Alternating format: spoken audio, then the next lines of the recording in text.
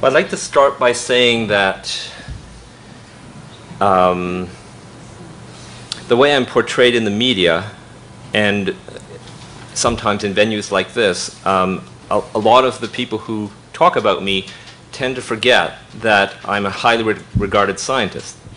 I mean, I've given more keynote and special talks at conferences, scientific conferences, many more than the great majority of my colleagues. I've received some of the largest scientific grants in my faculty. The largest, the equivalent of the NSF in Canada is NSERC. They have a strategic project grant program. I've received the largest in my faculty. This is my story. I was a traditional scientist, highly successful career. The university would put out ads saying, "This is the future of the University of Ottawa," where they would talk about my research. I started out as a physicist, and I decided that environmental science was important, so I became an environmental geochemist.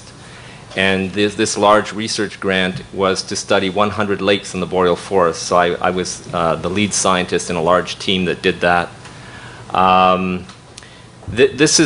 So I was completely convinced that I had academic freedom. Yet, you know, in hindsight, and when I read Jeff's book, Disciplined Minds, it helped me to realize how I had given up my personality to an extent, my intrinsic motivation for trying to understand nature, and how I had molded myself to becoming this highly performing scientist that is able to get grants and is able to write large numbers of publications and so on. And my discoveries include, you know, things like superferromagnetism, which I discovered when I was a graduate student, and so on. So there's that side of me. But then something happened.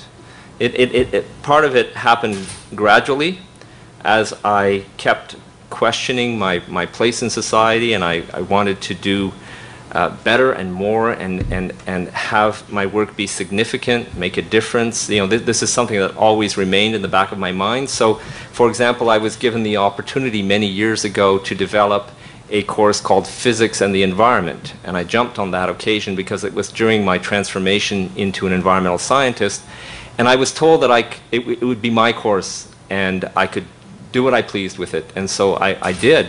I made sure that we had speakers from many different fields come in and talk about the broader picture and position the physics and the science into the environmental domain, and then I included the social domain as well to put it in that broad picture and so on. But so I kept experimenting in this direction over many years, and I was still not satisfied. There was something wrong. It wasn't really working. And I read Jeff's book, and it had a big impact on me, as I said. And so I became friends with Jeff. I invited him to come and give a talk in Ottawa and so on, and started talking about what I controlled in principle, which was the classroom, where I could have the biggest impact. And I was exploring in my mind the different pedagogical models that I could use.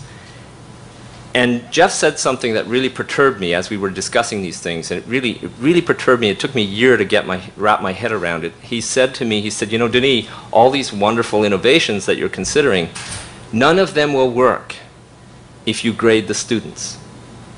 If you maintain power over the students through this carrot and stick approach, if you grade the students, if you oblige them to follow your lead and to try to guess your mind in order to get the grades that they want, none of what you're trying to do will work."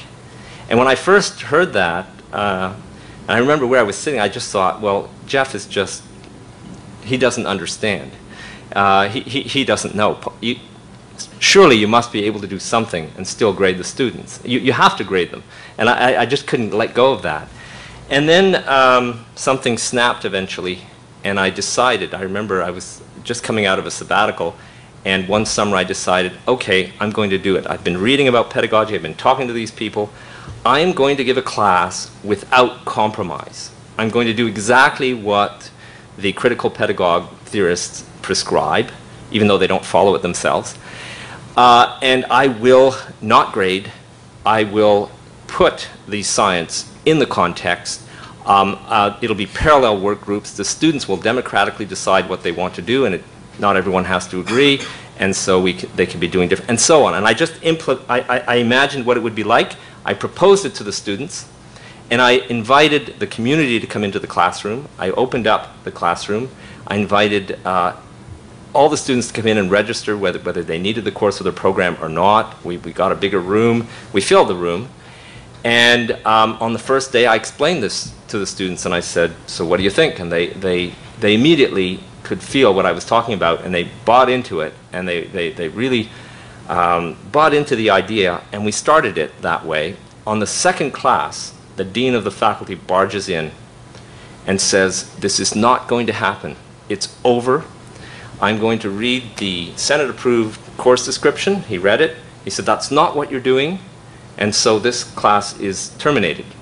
And next week, it will be given according to the Senate-approved course description, however that has to happen.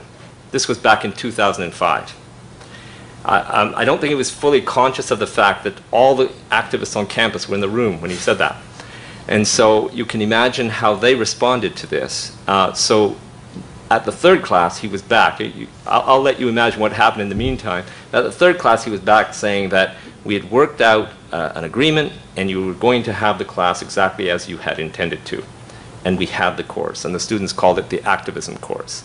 It was a physics and the environment course in the Faculty of Arts intended for non-science students. It was the course that I had originated 10 years earlier and that had evolved into this. I then grieved that the dean had intervened in the classroom like that, and eventually the university had to apologize for that intervention. But the fact that I grieved that really upset the administration. So they disciplined me for how I had given the course.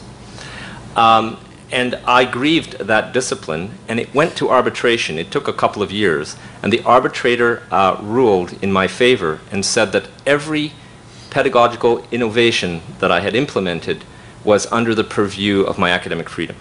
So he said that he explicitly said the professor was entitled to choose a non-grading program as part of his or her pedagogy, that the activists I invited into the classroom was completely legitimate, that it was motivating the material, and so on. So that was a huge victory, and I announced that victory on my blog. I have a blog called uOttawa.blogspot.com, and then I announced it as academic squatting is now legal in Canada, because the dean had complained that I'd squatted the class. So that was the start of some of my troubles.